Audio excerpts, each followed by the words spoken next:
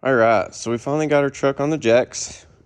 That's how we're doing things for a couple weeks. We have our lift coming, so just a matter of time. We'll have a lift in here. We won't be doing it on the ground, but sometimes you gotta work a little harder before luxury comes in. But we're just gonna work hard, get this bad boy done. Let's roll under here and see what we got. All right. Well, yeah, it looks old. Been sitting a while.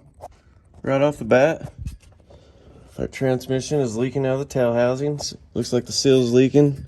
Which, if you look though, too, our yoke, that's too far out on the transmission. You only want about an inch of the yoke hanging out. Enough room to where the yoke can slide in and not bottom out, but enough room for the yoke to slide out, but not pull all the way out. And then also, let's see if we can see in there. Oh, yep. See that little round hole, kind of where you got a little shadow and some light right there? Fluid is coming out of that. That's like an orifice, and it should not be coming out of there. So we're gonna have to address that, but also we'll probably have to take everything out. We're gonna see what we got to do with the transmission. We got a lot going on, so we'll just kind of address things as it go. But there's a seal and a cup that the yoke slides into that seals everything together to where no fluid will come out of that. The yoke is sticking out too far and not touching that seal, it can allow fluid to come out of the yoke if this does not have orifice in it. So a couple ways that the transmission fluid can come out but should not come out. I mean, man, I feel bad. Everything's tied up with tie straps. We'll be mounting all this. So this is, the biggest problem over here with the bag system probably. All this is hanging on the lines, so that's probably a reason why it does not want to stay up and practically stay primed to where when you come back out, it's the way you left it instead of sitting on the ground. But let's go address the fuel pump. And, well, aren't they lucky ducks? I did not pull this out. No, nothing. Didn't pull the bolt out. They didn't even put a bolt in that side. Nothing there. What a lucky duck. Here, let's see if I can. Oh, it's self-tapping screw. Wow. Well, kind of lucky the fuel pump did go out, because if not, we might not have addressed it, but at the same time, we'd have got under here and kind of looked at it anyways and got it mounted back up like it should. So we're going to do that. We got to get the other one off, or get this one off, get the other one on. We're going to go ahead and drain the fuel cell, and we're going to start getting things going. Rear end looks dry. I haven't drove it yet, so I don't know what it sounds like. I know they got bearings and different things, seals for the rear end, so we'll have to look at that as well. But let's see what the engine. Can't really see what the motor looks like quite yet, but it looks like we got some leaks, definitely. But nothing we can't handle. So I'm gonna set the camera down real quick, guys. We're gonna get the fuel out of the tank. We're gonna get this pump off and see if we can get it to pump any fluid. I bet it is probably just wore out. And then also, these guys, nothing against them or nothing, but they ran this thing out of fuel. Let me tell you how bad it is to run your car out of fuel. Well, first of all, when you get down to the bottom of the tank, if there's any type of debris at all, it's going to try to circulate the debris into the pump. They do have a filter before the pump to help with that problem, but you still have problems when you run the pump out of fuel. It just burns stuff up like this. And your average everyday driving car, same thing. It will burn the pump up. And then also, you gotta think, you are returning fuel all the time into the tank. The car's not using it all, whatever it's not using, it returns it to the tank. You get down low, that fuel starts getting hot. And then you don't have as much fuel to cool down, and it's circulating that fluid, the fuel that is left in the tank, which you don't have much. So it starts getting hot, everything starts working hotter, and you know, it just kind of trickles down. I'm surprised that ducks don't fall off, but wow. Okay, guys, we're gonna get something going here, and we'll be in touch with you shortly, so don't go anywhere. We're back at the fuel pump, and you see that right there? That's the hot wire for the fuel pump. That is terrible. I mean, this was seriously just taped up, wrapped against the fuel line, just like that. I mean, even the ground. It's not that the ground was in a bad spot or nothing, but little blurry. Come on, there we go. But I mean, they didn't even scrape it, no nothing, to get a clean ground. So when you bolt that down, if you don't get a good ground, you're gonna have issues with the pump coming on and off. It could try to pulsate, anything. So that will be scratched and nice clean surface when we put our ground back on. And then also, when we got our new pump on, we're going to be wiring this thing correctly. So that is junk. Don't do that, because you're going to just cause problems. And we're going to doing it again, doing it twice. Do it right the first time. So here we are. Let's get this going, and we'll go from there. We got our old pump off here. We got our new pump, all the instructions telling you how to do it. New filter. It came with the hardware, so I'm not sure why this pump did not have all the hardware on it. Mounted up really nice like it should have been. It was actually about to fall off.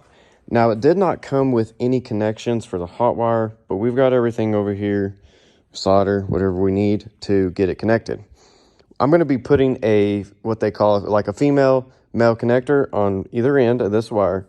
You can put male on this end, female on the other, or vice versa. It does not matter. Now, before you plug it in, you want to get you some shrink wrap that'll fit over the end of here. Put it on either side of the wire. Plug your wire in. Once you get it plugged in, slide your shrink wrap over your two connectors and then shrink wrap it. What that does is it allows it not to come apart. But if you need to take the pump off for any reason, we're not here cutting our wire again, rewiring it, just a bigger mess, longer time to get it done, and you got to wire it back once you get it on the truck. So we're going to get this thing on there, mounted up really nice with our new hardware like it came with, and get the filter on, get underneath the truck, and let's get this done. We've got our male end on the pump here. Got our shrink wrap ready to be shrunk. Got the female connector. We're going to be putting that on the wire on the truck. But I want to kind of show all this, and I'll show you again once I get under the vehicle and put the big one on. You can't unplug it after it is shrink wrapped. So let's see if we can do this one-handed. Kind of show y'all what it looks like.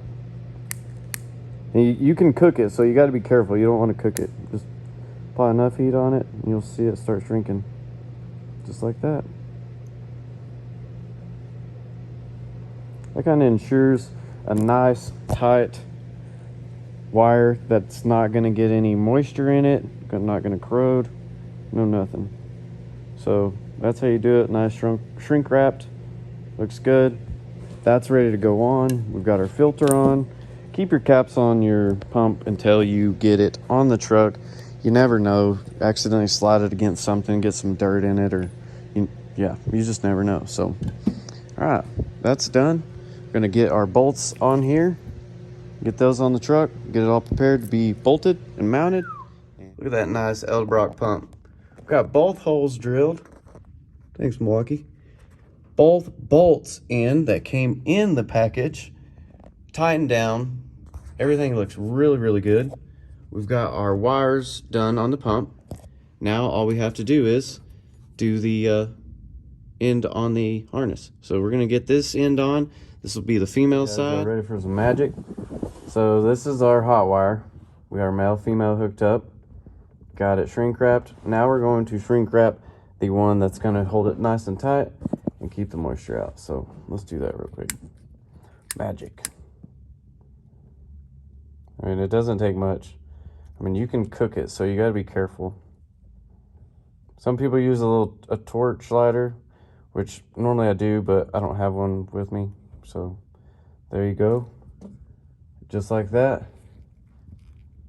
Nice and tight. Get the top, there we go. Squeezing down even further. You gotta go all the way around it, because if you don't, it won't get tight. Now it's nice and tight. You'll have to cut that off to pull it apart. There you go, guys. Well, that's how it's done right here. We're gonna get it all nice and tight, wound up to where it's not just hanging like it was before. And we're gonna see if this thing starts, see what she sounds like. I can't wait. Most important, we got our ground on. I changed the bolt. It's a little different. It is just a self tapper, but nice and tight. And we have a clean surface for our ground, so we should not have any problems. Let's go see if we can start. We've got our pump on. Everything's looking really good. You want to keep your hose off the carburetor. You want to make sure that you have fuel and it's getting primed up to the front here. I'm the only one here, so we're gonna have to hurry, get over there, put it back in there, and see if yeah, we got fuel.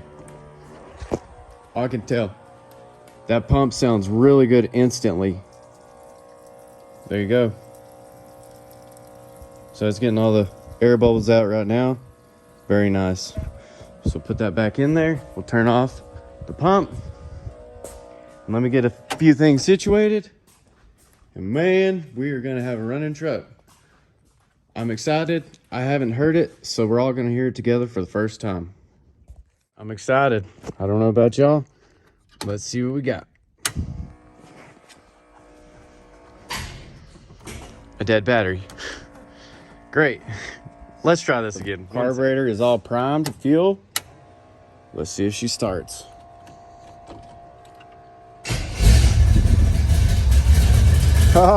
It's alive. Whew, kind of. We got some leaks to fix, which I knew about it, but I haven't really got to hear it run. Got an exhaust leak over there. Got some leaks on the valve covers. We got a lot to do on this one, but it is running. That is awesome. It'll sound a lot better once we get all the leaks fixed. That's mission accomplished on the fuel system. On to the next. Let's get some leaks fixed on this engine, and then we'll get to the transmission. Before we go, make sure y'all hit that subscribe button, and don't forget, hit the notification bell so you don't miss anything. We've got a lot going on. If you liked it, give me a big thumbs up, and we'll see you on the next one.